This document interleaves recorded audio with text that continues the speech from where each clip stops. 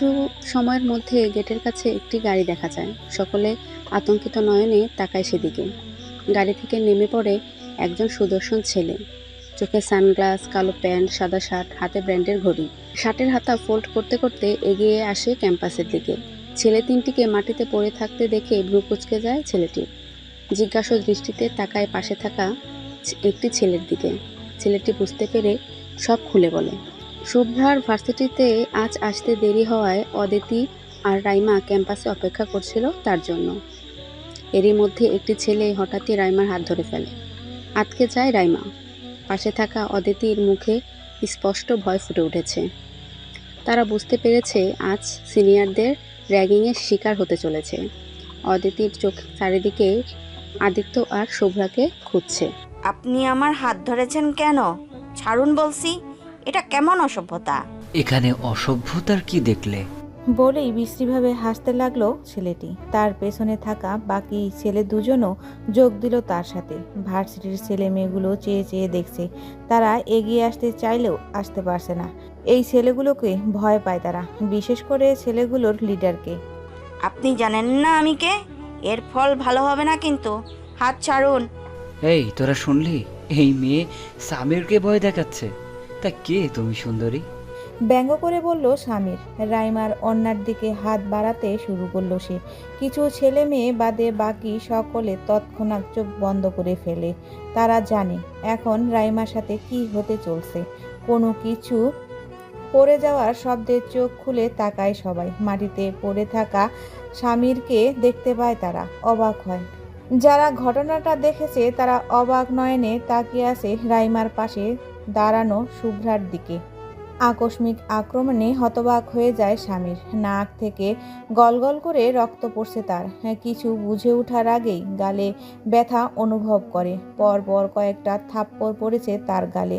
পাল্টা আক্রমণ করার আগেই আবারও মাটিতে লুটিয়ে পড়ে। এবার হাত চলে যায় পেটে। লাথি মেরেছে কেউ তার পেটে। শুভ্রাকে দেখে রাইমার যেন প্রাণ ফিরে পেল, কিন্তু সঙ্গে আরও বেশি ভয়ও পেল। ছেলেগুলোর কি হবে ভেবে। শুভ্রা ইচ্ছের মতো মারছে স্বামীরকে।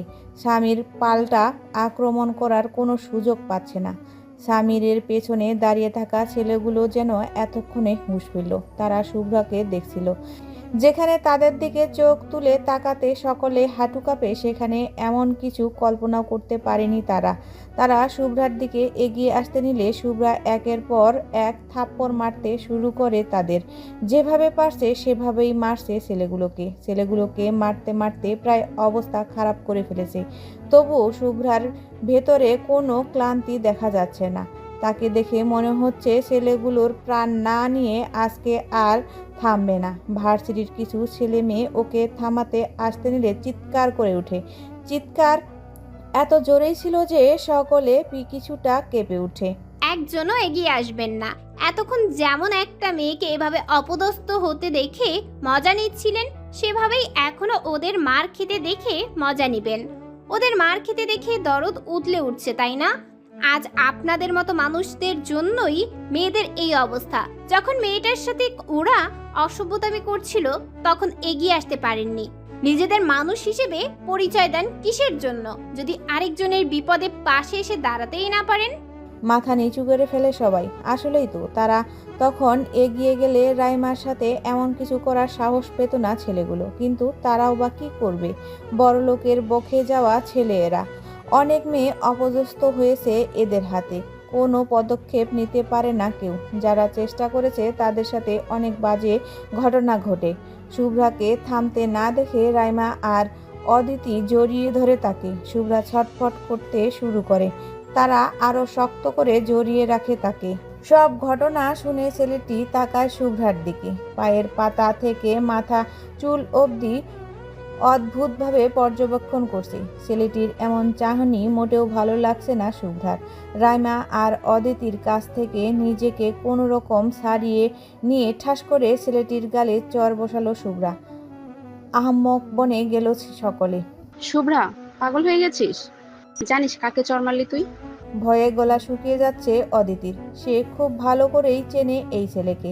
অদিতির কথা শুনে শুভ্রা প্রতিক্রিয়াহীনভাবে তাকায় তার দিকে। জানি তো, এই ভার্সিটির সকলে যাকে নাকি বাঘের মতো ভয় পায়, মিস্টার মাহিদ মির্জাফর। থুকু, মিস্টার মাহিদ মির্জা। ওনাকে নাচেন আর কি আছে? ভার্সিটির সকল অসভ্য ছেলেদের লিডার। আরে আরে, অসভ্য কেন বলছি? অসভ্য ডাকটা সকলকে মানায় না, এর জন্য যোগ্যতা থাকা লাগে। কিন্তু ওনার মধ্যে তো সেটুকুও নেই। বাপের হোটেলে খাবে আর সারাদিন গুন্ডামি করে বেড়াবে। মাহিদ এতক্ষণ গালে হাত দিয়ে দাঁড়িয়েছিল। তার বিশ্বাস হচ্ছিল না তাকে কেউ চর মেরেছে। কিন্তু এখন শুভ্রার এমন ব্যঙ্গ করা কথা শুনে মেজাজ খারাপ হয়ে গেল তার। কোনো কিছু না ভেবেই শুভ্রাকে থাপ্পড় মারার জন্য হাত উঠায়। শুভ্রা জানতো এমন কিছু হবে, তাই সেও হাত তুলে মাহিদের হাত ধরার জন্য, কিন্তু তার আগেই কেউ মাহিদের হাত ধরে ফেলে। কি করছিলে এটা? মেয়েদের গায়ে হাত তোলার সাহস হলো কি করে তোমার? হঠাৎ এমন একজন অচেনা লোককে দেখে সকলে কিছুটা অবাক হয়। শুভ্রা ভালোভাবে তাকায় লোকটির দিকে। মনে পড়ে কালকে তাকে যে লোকটা ঠিকানা জিজ্ঞাসা করেছিল, এটা সেই লোক। কিন্তু এখানে কি করছে? ওই কে রে তুই? তোর সাহস হয় কি করে এই মাহিদ মির্জার হাত ধরার?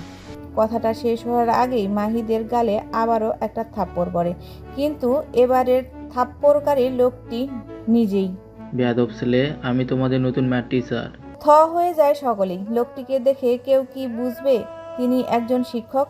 বয়স কতই বা হবে? দেখতে সুদর্শন। শুভ্রাও কিছুটা অবাক হয়েছে। কিছু সময়ের মধ্যেই সেখানে উপস্থিত হয় প্রিন্সিপাল। সকলকে নিজেদের ক্লাসে যেতে বলেন তিনি। শুভ্রা আর স্বামীরদের নিজের সাথে নিয়ে যায়। ভিডিও কলে এত সময় ঘটে যাওয়া সকল ঘটনা দেখছিল আরহাম। খুব মনোযোগ সহকারে দেখছিল শুভ্রার প্রতিটা আঘাত করার কৌশল। দেখে মনে হচ্ছে এই কাজে পারদর্শী। প্রতিপক্ষকে সুযোগই দিল না তার উপর আঘাত করার। ফাহিম মিটিমিটি হাসছে। সে ভাবছে শুভ্রা কিভাবে ছেড়ে দিল ছেলেগুলোকে। এতক্ষণে ছেলেগুলোর হাড় হাড্ডি গুঁড়ো করে ফেলার কথা। মেয়েটা এমন পারদর্শীদের মতো কিভাবে মারামারি করলো? ভাই, ওকে নিজের আত্মরক্ষার জন্য সব রকমের কৌশল শেখানো হয়েছে। ছেলেগুলোর ভাগ্য ভালো ভাই। প্রথম কথাটা শুনে আরহাম কিছুটা সন্তুষ্ট হলেও শেষের কথাটা শুনে ভ্রু কুঁচকে তাকায় ফাহিমের দিকে। ভাগ্য ভালো কিভাবে? ছেলেগুলোর এতক্ষণ হাড় হাড্ডি গুঁড়ো করে ফেলার কথা ছিল, কিন্তু কেন থেমে গেল বুঝতে পারছি না। রাইমা আর সাথে মেয়েটা ওকে আটকালো তো? ভাই, ও নিজে থেকে না থামলে ওনারাও ওকে আটকাতে পারতো না। যাই হোক, মেয়েটা নির্লজ্জতা ছাড়াও দেখি ভালো কাজও করতে জানে। আমি তো ভেবেছিলাম সারাদিন অসভ্যতামি করে বেড়ায়। তোর বোন তাহলে কিছু পারে ফাহিম? জুতো মেরে গরুদান করলেন ভাই। ক্লাসরুমে বসে আছে রাইমা আর অদিতি। শুভ্রা এখনো আসেনি। তুই তো এখানে বলতেই পারতি তুই মন্ত্রী আরহাম শিকদারের বোন, তাহলে তো ঝামেলা হতো। তা তো ঠিক, কিন্তু আমি চাচ্ছিলাম না কেউ জানুক। জানলে দেখতি সকলে আমাকে আলাদা আচরণ করা শুরু করতো।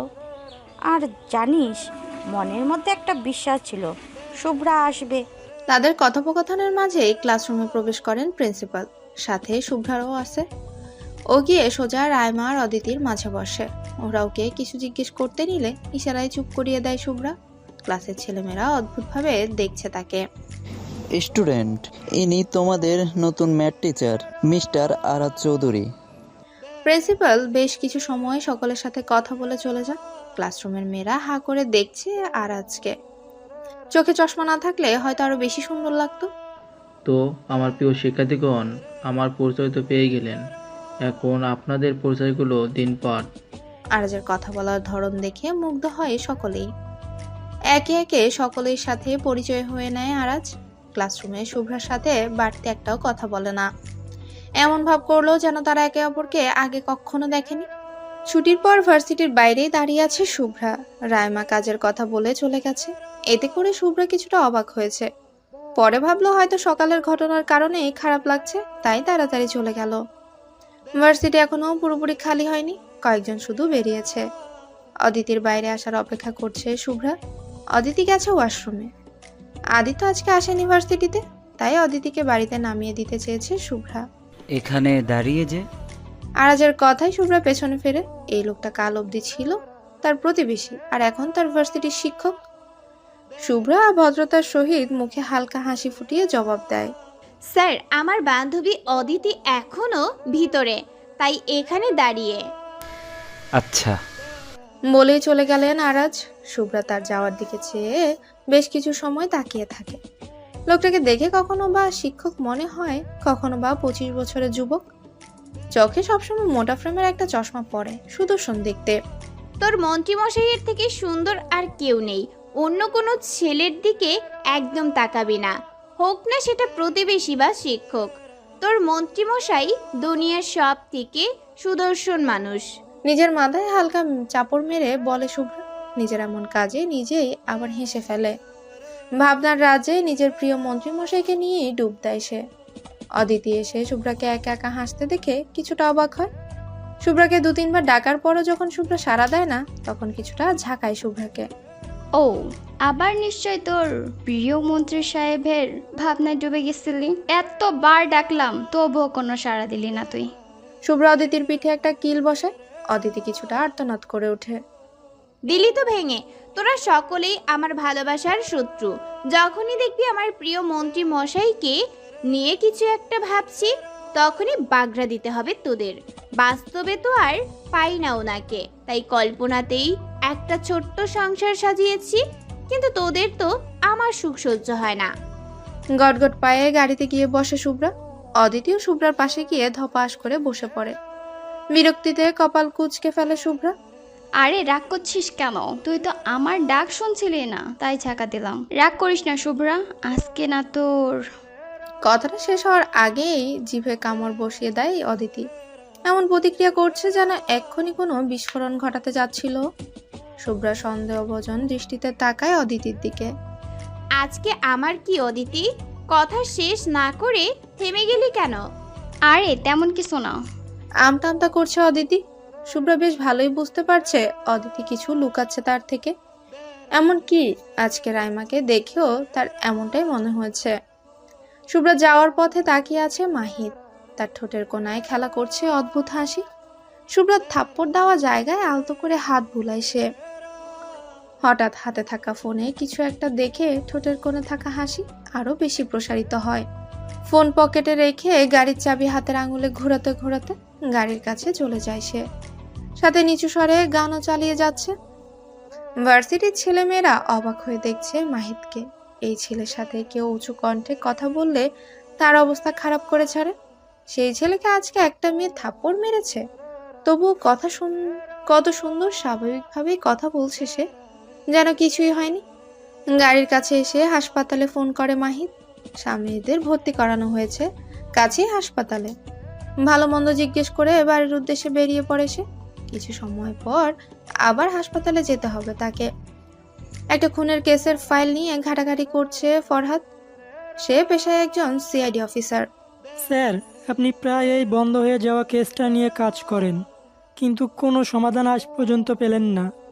ফরহাদ কোনো জবাব দেয় না রোহিতের কথায়। সে এক মনে কাজ করে যাচ্ছে। হতাশ হয় রোহিত। এর আগেও যতবার এই বিষয়ে সে জিজ্ঞেস করেছে, ততবারই অপর পাশ থেকে কোনো জবাব পায়নি। হঠাৎ ফরহাদের চোখ মুখ উজ্জ্বল হয়ে ওঠে, ঠোঁটে ভেসে ওঠে বিজয়ের হাসি। রোহিতের দিকে একটা কাগজ এগিয়ে দেয় ফরহাদ। রোহিত কাগজটা ভালোভাবে দেখে। তার মুখেও স্পষ্ট হাসি ফুটে উঠেছে। সে তাকায় ফরহাদের দিকে। তার স্যারের দীর্ঘ কয়েক বছরের পরিশ্রমের ফল পেতে চলেছে। কি করতে হবে জানিস তো? জি স্যার, আমি আপনাকে বলে বোঝাতে পারবো না স্যার, আমি ঠিক কতটা আনন্দিত। এখনই আনন্দ করার কিছু নেই রোহিত। যেদিন সব কিছু গোড়ায় পৌঁছাবে সেদিন হবে আসল আনন্দ। এখন তো সবেমাত্র সামান্য কিছু পেয়েছি। আপনার বিশ্বাস আজকে আপনাকে এত দূর নিয়ে এলো স্যার। ফ্যাকাশে হাসে ফরহাদ। তার ভেতরে কি চলছে হয়তো সে বাইরে প্রকাশ করতে পারছে না, কিন্তু মুখে হাসি ধরেই রেখেছে। আচ্ছা যাই হোক, এখন আমাকে এক জায়গায় যেতে হবে। আজকে স্পেশাল একটা দিন। রোহিতকে কিছু বলার সুযোগ না দিয়ে চলে যায় ফরহাদ। আগেই সে ছুটি নিয়ে নিয়েছে। তার যেমন আজকে খুশি খুশি লাগছে, তেমনই অপ্রিয় কিছু সত্যর মুখোমুখি হতে যাচ্ছে তাকে। ফোনের দিকে তাকিয়ে হাসে শুভ্রা। সেই হাসি মুগ্ধতা ছড়াতে পারল না। সে হাসিতে নেই কোনো আনন্দের ছিটে ফোঁটা, আছে শুধু একরাশ বেদনা। পাশে বসে থাকা অদিতি লক্ষ্য করেছে শুভ্রার গতিবিধি। হঠাৎ জড়িয়ে ধরে সে শুভ্রাকে। শুভ্রা মোটেও এতে অবাক হয় না, এমনকি ফোনের থেকে নজরও সরায় না। শোন না। অদিতির আহ্লাদি কণ্ঠে এবার তাকায় শুভ্রা। কপাল কুঁচকে যায়। কি? চল আজকে তোদের বাসায় যাই। আমার বাসায় মা বাবা নেই, ওরা পিসির বাসায় গেছে। দাদা ভাই হয়তো কোথাও গেছে, দেখলি না ভার্সিটিতে আসলো। এখন আমি একা কিভাবে থাকবো? তার চেয়ে ভালো তোর বাসায় যাই, ওখান থেকে দাদা ভাইকে ডাকবো, দাদা ভাই এসে নিয়ে যাবে। শুভ্রা হ্যাঁ সূচক মাথা নাড়ায়। অদিতি বিশ্বজয়ের একটা হাসি দেয়। সে জানতো শুভ্রা বারণ করবে না, কিন্তু যদি প্রশ্ন করে, এটা ভেবে হয়তো এত সময় চুপচাপ বসেছিল। কাউকে মেসেজে কিছু জানিয়ে আবারও চুপচাপ বসে পড়ে অদিতি। আজকে মোটেও সে বেশি কথা বলবে না। এমনিতেই তার মুখ পাতলা, কখন কি বলে দেয়। সেটা যদি হয় কোনো সিক্রেট কথা, গড়গড় করে সব প্রচার করে ফেলে। ফোন স্ক্রিনে হঠাৎ ছোট ভাইয়া নামটা ভেসে উঠতে অবাক হয় শুভ্রা। এই সময় তাকে কেন কল করছে? রিসিভ করতে ওপাশ থেকে ফাহিমের ব্যস্ত কণ্ঠ শুনতে পায় শুভ্রা। বনু, কোথায় তুই? আমি তো গাড়িতে বাসায় আসছি। ও আচ্ছা, আয়। শুভ্রা আর কিছু বলার আগে কল কেটে যায়। বিরক্ত শুভ্রা। আজকে সকলের কি হয়েছে কে জানে, অদ্ভুত আচরণ করছে সবাই। খান বাড়িতে গাড়ি এসে থামতেই নেমে পড়ে শুভ্রা আর অদিতি। ড্রাইভার চলে যায় গাড়ি নির্দিষ্ট স্থানে রাখতে। বাইরে দাঁড়ানো দুটো গাড়ি নজরে আসে শুভ্রা। এগুলো তো খান বাড়ির কারণ নয়, শুভ্রা জানে। তাহলে কি কোনো অতিথি এসেছে বাড়িতে? ভাবতে ভাবতে এগিয়ে যেতে শুরু করে, কিন্তু হঠাৎ থেমে যায়। শুভ্রা থেমে যাওয়ায় অদিতিও থেমে যায়। শুভ্রা ভালোভাবে দেখে গাড়ি দুটোকে। এর মধ্যে একটা গাড়ি তার অতি পরিচিত। মনে করার চেষ্টা করছে গাড়িটা কার। হ্যাঁ, এই গাড়িটা তো তার মন্ত্রী মশাইয়ের, কিন্তু এখানে কি করছে? আরো কিছু ভাবার আগেই বাড়ির ভেতর থেকে ফাহিম বের হয়। শুভ্রার কাছে এসে দাঁড়ায়। বনি, বাইরে দাঁড়িয়ে আছিস কেন? ভেতরে চল। ভাইয়া, মন্ত্রীমশাইয়ের গাড়ি এখানে কি করছে? আরে আমি নিয়ে এসেছি, বাসার আসার দরকার ছিল, তাই ভাইয়ের গাড়িটা সামনে ছিল, নিয়ে এসেছি। এখন চল তো। আরে দাঁড়াও, আরেকটা গাড়ি কার? এত প্রশ্ন করিস কেন? চল তো। শুভ্রাকে কোনো কিছু বলার সুযোগ দেয় না ফাহিম। ভেতরের দিকে যেতে শুরু করে। শুভ্রা আর কি করবে, অগত্যা সেও অদিতিকে নিয়ে যেতে শুরু করে। দরজার ঠিক সামনে আসতে চেনা পরিচিত একটা গন্ধ নাকে আসে শুভ্রার। চোখ বন্ধ করে জোরে নিঃশ্বাস নেয়। তার কি আজকাল নাকে কোনো সমস্যা হয়েছে নাকি? এই গন্ধ এখানে পাওয়া তো অসম্ভব। আর কোনো কিছুতে পাত্তা না দিয়ে বাড়ির ভেতরে প্রবেশ করে শুভ্রা। মুখটা আপনা আপনি হা হয়ে যায়। পৃথিবীর অষ্টম আশ্চর্য দেখার মতো চেয়ে আছে সে। না, এটা কোনোভাবেই সত্যি হতে পারে না। চোখ বন্ধ করে ফেলে শুভ্রা।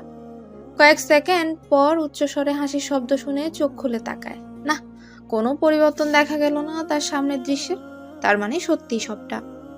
চিৎকার করতে নাই শুভ্রা। অদিতি তাড়াতাড়ি করে হাত দিয়ে শুভ্রার মুখ চেপে ধরে। ছাদে দাঁড়িয়ে আছে শুভ্রা। অপ্রত্যাশিত কিছু পাওয়ায় থমকে গেছে সে। না, অপ্রত্যাশিত নয় তো, সে তো এটারই প্রত্যাশা করেছিল। শরীরে তার লাল রঙা শাড়ি জড়ানো, শরীরে নানা গহনা শোভা পাচ্ছে। হাঁটু সমান চুলগুলো বাতাসে তালে তালে মিলিয়ে উঠছে, সাথে শাড়ির আঁচলও যোগ দিয়েছে। অবাধ্য কিছু চুল মুখের উপর বারবার আছড়ে পড়ছে, কিন্তু সেদিকে তার কোনো ভাবান্তর নেই। সে এক মনে আকাশের দিকেই তাকিয়ে আছে। আকাশ ধীরে ধীরে নিজের রং বদলাতে শুরু করেছে। হয়তো কিছু সময়ের মধ্যে বৃষ্টি নামবে। আচ্ছা, তার কি এখন খুশি হওয়া উচিত নাকি কষ্ট পাওয়া উচিত? অবশ্য খুশি হওয়া উচিত, সে তো এটাই চেয়েছিল। তাহলে কেন কান্না পাচ্ছে তার? এটা কি সুখের কান্না? মিশ্র অনুভূতি হচ্ছে তার ভেতর। বাবা মাকে বড্ড বেশি কাছে পেতে মন চাচ্ছে। আরহাম মনোযোগ সহকারে দেখছে শুভ্রাকে, পায়ের পাতা থেকে মাথার চুল পর্যন্ত খুঁটিয়ে খুঁটিয়ে। এই চাহনিতে কোনো অধিকারহীনতা নেই, নেই কোনো অবৈধতা। সম্পূর্ণ হালাল তার জন্য। শুভ্রাকে এখন তার কাছে বড্ড বেশি স্নিগ্ধ লাগছে। একরাশ মুগ্ধতা ভরা চোখে দেখছে লাল শাড়ি পরিহিতা তার একমাত্র অর্ধাঙ্গিনীকে। কিছু সময় আগেই সে এই মেয়েটির সাথে হালাল সম্পর্কে জড়িয়েছে। আচ্ছা, এর আগে তো কখনো সে এভাবে কাউকে দেখেনি। তাহলে এখন কেন এই অসভ্য মেয়েটাকে নিখুঁতভাবে দেখছে? আগে কখনো তো বুকের বাপাশে এত প্রশান্তি অনুভব করেনি। বেশ কিছুদিন ধরে সে বুকের বাপাশে চিনচিনে ব্যথা অনুভব করছিল। তাহলে আজ কেন ব্যথার জায়গায় প্রশান্তি অনুভব করছে? নিজের করা প্রশ্নে নিজে জবাব পেয়ে গেছে আরহাম। তার সামনে থাকা অসভ্য মেয়েটিই ছিল তার বুকের সেই ব্যথার কারণ। এখন এই মেয়েটিই তার প্রশান্তির কারণ। শুভ্রার মুখ থেকে হাত সরিয়ে নেয় অদিতি। ড্রয়িং রুমে সকলে এখনো হাসছে তার অবস্থা দেখে। নীলিমা শিকদার এগিয়ে আসেন শুভ্রার দিকে। গরমে ঘাড়মাত্মক শুভ্রার গালে হাত রাখেন তিনি। শুভ্রা কিছুটা অপ্রস্তুত হয়ে পড়ে। হাসেন নীলিমা শিকদার।